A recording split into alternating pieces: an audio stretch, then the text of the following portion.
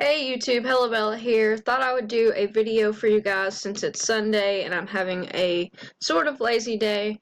I'll probably go out sourcing in a little while. I just got a shipment together of some coffee and a few different things. So this video is going to be, I think, maybe 8 things that I've sold, and we're just going to talk about it, and I will let you guys know kind of where I got the items and how much I paid for it and how much it sold for and sort of my logic behind the purchasing decision, so you can look for things that I feel like were good buys. And I think I'm going to include some so-so buys in this video so you guys can kind of see like what to avoid as well, because as important as it is to know what to buy, it's also like really important to know what to stay away from. And a lot of things that seem really good, when you scan it at the store, you can kind of get home and look at more data and realize that it's not as good as it seemed. So the first item is this very simple VHS player. I got this for $8 and it sold this week for $79.99. So huge profit there. My cut was $61, so about a $50 profit after you think about shipping it in and all the bubble wrap that goes into that. The reason that I didn't mind sending this in was because nobody else had this one and it has good reviews, and so I just rolled the dice on it. I mean, I could have priced it lower, but $79.99 is what it actually sold for, and it was in really good shape. I tested it and everything and it worked fine. So it just shows you how much money stuff goes for on, you know, FBA. Like, and no one has this right now, so if you could find it, you could probably sell it again for the same price. I actually think I may have another one in the closet, but I'm trying to save one of them because one of my goals for February was to transfer all of my home movies onto like a digital file for my family to give a. I'm trying to make like a Christmas thing. I know it's February, but like seriously, by the time I get all of it organized, it'll probably be December. But anyways, that's a side note. But yeah, VHS DVD players. If you guys aren't on this, get on this, because I've sold them from everywhere from $50 to $180. So definitely worth picking up. Next item is this T-Swift calendar. I got this for $5 and it sold for $16.95. So it looks like I've made about a $5 profit, but it sold really fast and I think I got like 3 of them. So, you know, doubling my money on that. I will say I've learned this month, guys, that calendars sell really well. I picked up a lot of calendars because with it being February, they're starting to go half off and 70% off. So I went to Tuesday morning, and Bed Bath & Beyond had a few too. Actually, I may pop back in there and try to get a few more. I just kind of sent them in as a little experiment, but one thing I did notice is that they are ranked in the book category, I believe. Yeah, 60,000 rank in books, which anyone who sells books knows that is a hella good rank, like really good. So right now, don't know if I don't even have any left. Yeah, I'm sold out. So the price now is $47. That sucks, but I was happy to get rid of it and make $5 profit. But yeah, calendars are doing well for me right now. I'm selling a calendar like every single day, so that's cool, I guess. Next item is some tea. So I picked this up from Tuesday morning for $3.99 and it sold for $19.99. So I made $10 profit on that after fees and all that jazz. Tea is doing exceptionally well for me, but honestly, it's got to do with the rank, because there's so many variations of tea, and this isn't even that great of a rank, 377,000.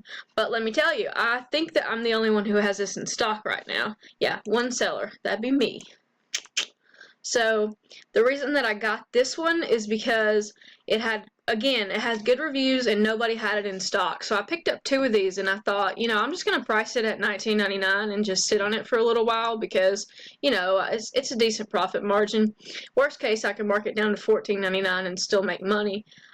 But anyways, yeah, that's already sold for $19.99. So pretty good profit margin on the tea. They're really lightweight, so I like to add a few of those into every shipment. One good place to look for those is TJ Maxx. And the cool thing about TJ Maxx is that they're all going to all TJ Maxx stores have different like merchandise. So like we could all be sourcing tea and all still be making money. So don't mind giving that info out at all. Just don't tank the price, guys. That's my only request. Okay, what is next? Oh, this financial accounting book. I just X'd out the page that I needed to show you guys.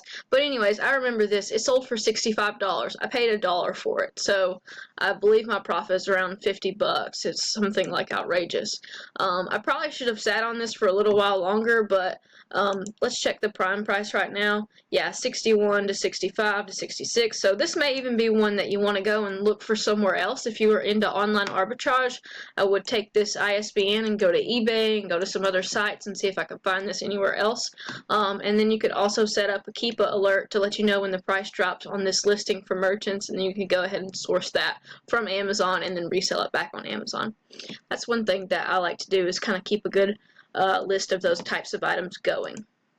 Okay, back to my other page here. Next up is, let's see. Oh, this, it's a little part that I got from Home Depot for like $1.50 maybe? $1.50, $2 max. It sold for $9.80, so I made like $3 profit. And you probably think like, oh, $3 profit, like, is it even worth the time? Well, I found like 5 or 6 of them, so like if I found 5 and I'm making $3, that's 15 bucks that I can just add that to a shipment, and they're really lightweight. One thing I wanted to look at here, see, Amazon has it in stock now, so I might as well go ahead and lower my price to $8.95. I was going to tell you guys that, because once Amazon gets on the listing, you really just need to go ahead and try to compete. And like, you can even see how many they have by clicking Add to Cart, and then go to your cart, and we'll do what's called the $9.99. Let's see. So for your quantity, go ahead and put $9.99, update, and then you can see that they have 999 of them apparently in stock if I want to get all of those. So that's crazy. Wonder if they have 2,000 of them. No, I think you can't go over 999. So yeah, this would basically let me know that I can't compete on this anymore. So I'll just go ahead and price. I'm gonna change the price after I do this video to $8.95, so I can go ahead and get those out of there. But I'm still going to make a profit. I still consider it a decent buy. It's just something that I probably wouldn't buy again. I have 2 left in stock, so not bad at all. I'm like obsessive. I have to change it right now. Let's see. Yeah, Amazon Seller app is the shit. I really love it. Let's see. If you guys use any other apps for sourcing and stuff, I would love to hear that. I know a lot of people use different tools and things. I think we all get in our little patterns and we like certain things. As far as active inventory goes, right now I have 806 items. This is different products, so I may have multiple quantities of the same product. My goal for the end of February was to get to 700 in stock.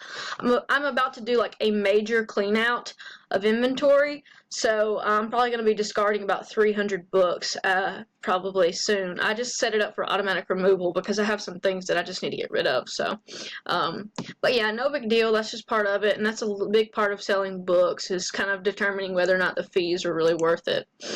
Okay, this is what we have to talk about now. Let's see. Just trying to find out where it is. Oh, so basically I got this for 50 bucks at Bargain Hunt and sold it for $103.95. The customer returns it, of course, because they always return the most expensive items. But the return reason was that they didn't get it in time, which is, you know, Amazon's fault. I noticed that Amazon credited me $76.05 for this item, so at the end of the day I'm really only making like $15, $20 off of a $50 investment, so that did not turn out the way that I wanted it to. I did have another one that sold though, and I did pretty well with that. I probably made like 40 bucks profit. But yeah, it just kind of sucks when you get a return like that. I've gotten 2 big returns this month, and it's sort of discouraging, but it is what it is, and it's just part of business. And I just wanted to show you guys this to kind of, you know, let you know it's not all sunshine and roses over here. We're in the trenches. The struggle is real and all that. But let's see. I think I have some more interesting stuff to go over. Oh, check out this light. Got this at Old Home Depot on clearance for like 14 bucks. It sold for $59.99. Sold in less than a month. My cut was $46, so pretty good profit there, about $30 profit after all the BS and shipping and whatnot. I remember seeing this and not really knowing what it is, and that never let that stop you guys, because you know, as long as you can read data, you don't even really need to know what you're selling for the most part.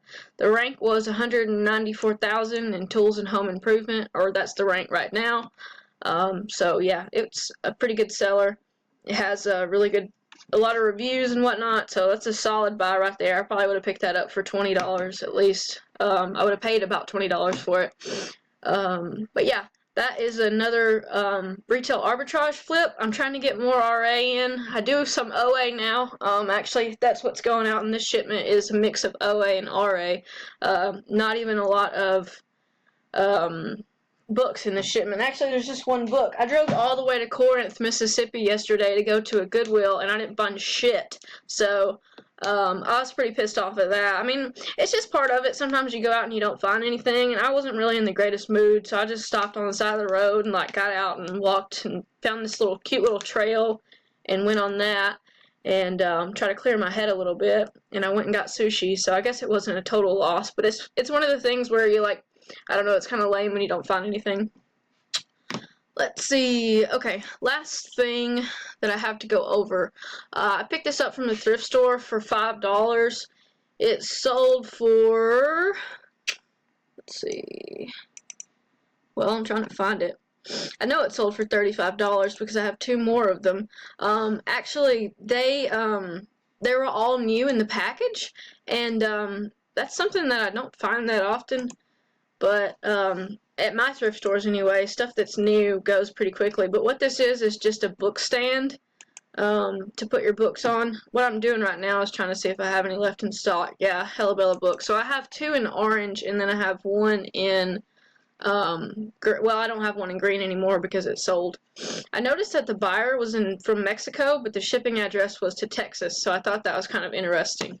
But yeah, as you can see here, if you want to look at this page, this is what it looks like to be selling things on Amazon.